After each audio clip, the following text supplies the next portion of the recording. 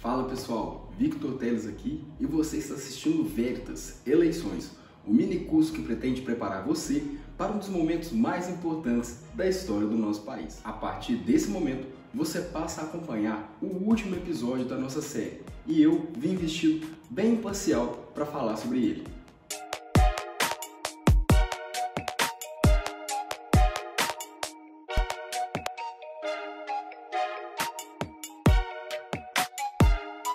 Pessoal, são quase 3 horas da manhã e eu estava esperando exatamente acabar o último debate, pois o tema de que vai ser tratado aqui hoje é por que Bolsonaro e não outro na eleição mais importante da história do nosso país. Então, acredito eu que nada mais justo do que falar um pouquinho sobre todos os candidatos. Primeiro, eu vou falar sobre Felipe Dávila, Soraya Tronic e Simone Tebet, que mostraram exatamente para o que vieram, ou seja, nada. Felipe Dávila, com aquele jeito novo de ser, falando sobre livre mercado, mas sem se posicionar firmemente em pautas ideológicas. Não consegue empolgar, pois não tem carisma. A Soraya até tenta, mas quando ela vem com aquelas histórias de Dona Onça, ninguém tem paciência. Desses três, talvez Simone Tebet seja a mais articulada, mas todo mundo vê que o discurso dela é extremamente demagógico e também não consegue empolgar. Nós também temos Ciro Gomes, velho conhecido, eterno candidato. Ataca os dois lados, tenta se apresentar como a terceira via moderada, mas todo mundo conhece seu histórico extremamente truculento, de ataques verbais a físicos, contra apoiadores ou até mesmo jornalistas que fazem perguntas incômodas. Quem não lembra aquela história do prende esse aqui que esse aqui é do Romero Jucá? Pois é, esse é o Cirão. Talvez a grande surpresa de todo esse período eleitoral seja o Padre Kelmon, que entrou com uma proposta muito interessante e ganhou a simpatia de muita gente. Muitas pessoas vêm até comparando ele com o Cabo do Ciolo. Por mais que o Padre Kelmon tenha entrado como candidato do PTB, acredito eu que ele seja mais bolsonarista do que eu ou qualquer outro que venha assistir esse vídeo. Particularmente, achei uma estratégia bem interessante, porque ali Bolsonaro teve alguém para fazer algumas dobradinhas para tratar sobre pautas ideológicas, principalmente aquelas relacionadas à família e à liberdade religiosa. Agora, vamos para os dois mais importantes desse processo eleitoral. Um deles, eu acho que eu não preciso falar mais nada. O próprio minicurso já trouxe vários temas relacionados a essa personalidade. Estou falando de Luiz Inácio Lula da Silva, o maior quadrilheiro da história do nosso país. Pois é, Lula dispensa comentários. E já é um absurdo nós tratarmos com naturalidade a simples candidatura dele. Vamos falar então sobre Jair Messias Bolsonaro, que durante o mandato enfrentou diversas dificuldades. Lá no comecinho do mandato dele, para quem não se lembra, houve o rompimento da barragem de Brumadinho. Além disso, chuvas fortes durante esse ano trouxeram vários problemas relacionados a alagamento. Tivemos também todos aqueles problemas relacionados à pandemia, onde tentaram emplacar diversos oportunistas, como o próprio Sérgio Moro. Além disso, findada a pandemia, começou uma guerra que vem assolando o mundo inteiro, trazendo vários problemas nas cadeias produtivas ao redor do mundo. E quando se fala em guerra, precisamos pontuar que, apesar das críticas, Bolsonaro tomou uma medida acertada ao negociar com Vladimir Putin a importação de fertilizantes, o que garantiu a safra desse ano. Temos os resultados positivos da economia. Temos uma queda da inflação, um aumento do PIB e também uma queda na taxa de desemprego, que chegou, depois de muito tempo, abaixo de 2 dígitos.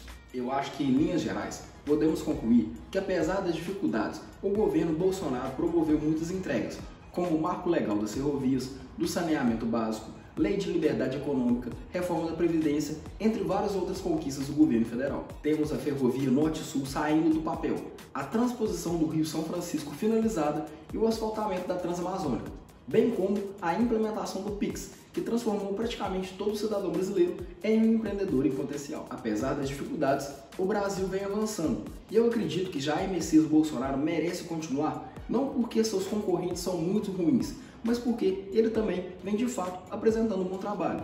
E eu acredito que projetos de médio e longo prazo precisam exatamente de tempo para se concretizarem. E eu gostaria de dar essa oportunidade para que o nosso presidente continuasse a progredir nesse bom trabalho. Mas é claro que corrobora com a permanência do presidente a ameaça que é entregar o país nas mãos do outro lado. Nós já sabemos de tudo que o PT foi capaz de fazer. E não duvide que eles farão muito pior se voltarem ao poder. Não é possível sequer analisar o que esse partido pretende fazer pelo Brasil porque eles estão escondendo o plano de governo. mas algumas coisas nós já sabemos, faladas da boca do próprio candidato do PT. Lula já falou sobre regulamentação da mídia, a criação de moeda única e o fortalecimento, de novo, do MST, bem como a revogação da reforma trabalhista e a volta do imposto sindical. As falas de Lula mais parecem ameaças do que promessas de campanha. Saindo da esfera do executivo, gostaria de falar um pouco sobre o judiciário. Nós sabemos que os principais avanços contra as liberdades individuais têm vindo, infelizmente, da nossa Suprema Corte. O presidente que for eleito agora em outubro terá a prerrogativa de indicar mais 2 ministros para o Supremo Tribunal Federal. No caso da reeleição do presidente Jair Messias Bolsonaro, dos 11 ministros do Supremo, 4 terão sido indicados por ele. Agora pense essas indicações nas mãos de Luiz Inácio Lula da Silva. O que ele faria para aparelhar essas novas indicações? Agora, já percebendo que essa eleição não é importante somente quando falamos de executivo, mas também do judiciário, precisamos lembrar daquele poder que faz contrapeso ao poder judiciário, que é exatamente o Senado. Pois é, já falamos de executivo e judiciário, agora é hora de falar do legislativo.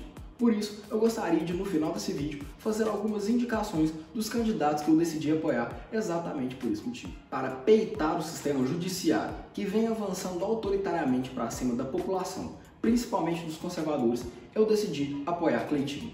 Eu sei que alguns de vocês que estão vendo esse vídeo não vão muito com a cara dele, e eu também não ia, até ter a oportunidade de conversar pessoalmente com ele. Eu vi uma pessoa de coragem, que não tem rabo preso, com muito desejo de aprender em relação às pautas ideológicas. Os candidatos que concorrem contra Cleitinho, nós já conhecemos e sabemos que eles não vão de fato fazer o que precisa ser feito, que é enfrentar o STF. Já o Cleitinho é alguém que tem a coragem necessária para que isso seja feito. Então, eu preferi trocar os dois certos, que vão ser ruins, pelo duvidoso, que é o Cleitinho. Mas eu acredito sim que ele não irá trair o presidente e que vai orgulhar nós, mineiros. Percebendo também a dificuldade que o presidente teve no começo de seu mandato de negociar com o Congresso, nós percebemos a necessidade de eleger deputados federais que estejam alinhados com o nosso capitão. Por isso, eu decidi apoiar Dr. Lincoln Ferreira, que além de presidente da Associação Médica de Minas Gerais, foi também presidente da Associação Médica Brasileira. E além de ter todo esse histórico, essa reputação ilibada e muito admirável na área da saúde, também é alinhado com o nosso presidente Jair Messias Bolsonaro. Além do mais, Lincoln Ferreira é prata da casa. Por mais que ele tenha saído daqui muito novo e muita gente não conheça por causa disso, Lincoln é itaunense. Ele é de nossa cidade, ou seja, terá uma atenção muito especial com o nosso povo aqui.